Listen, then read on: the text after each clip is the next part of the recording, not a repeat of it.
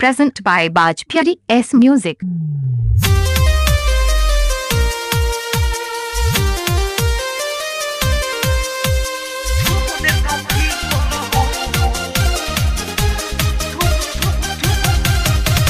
Music Director Vikas Raj, Amit Recording Studio, Apahar. थूक देता भीतर हो बोलमुआ थूक देता भीतर हो थूक देता भीतर हो बोलमुआ थूक देता भीतर हो तो आवे बजरिया से खाई के शिखर बोलमुआ थूक देता भीतर हो तो गरम रहेला जैसे हीटर बोलमुआ थूक देता भीतर हो थूक देता भीतर हो भीतर हो तो नाश होई को देता चीज पवित्र बोलमुआ थूक देता भीतर हो तो नाश होई को देता चीज पवित्र बोलमुआ थूक देता भीतर हो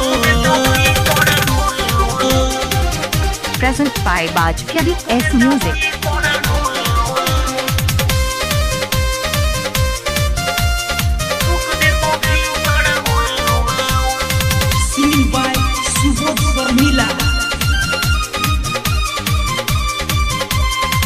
अपने से खत्म करे अपना जवानी के ससुरा में झेलतानी सखी परेशानी के अपने से खत्म करे अपना जवानी के ससुरा में झेलतानी सखी परेशानी के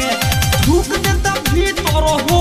बोलमुआ थूक देता भीतर हो थूक देता भीतर हो बोलमुआ थूक देता भीतर हो तो गरम रहेला जैसे हीटर बोलमुआ थूक देता भीतर हो तो आवे बजरिया से खाई के शिखर बोलमुआ थूक देता भीतर हो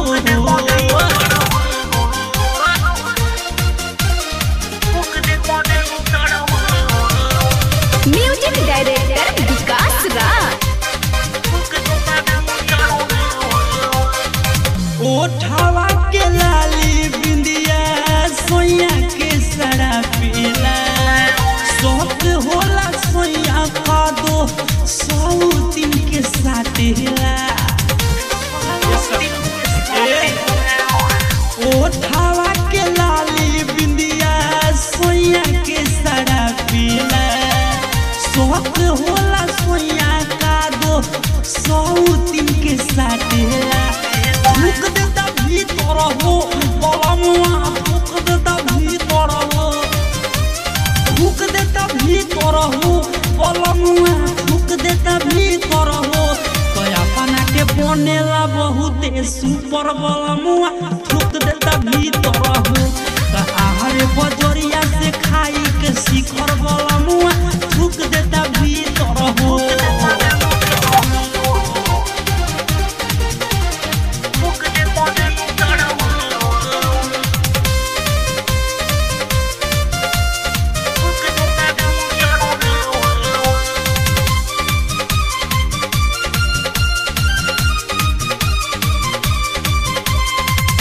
एकरा से निमन रहे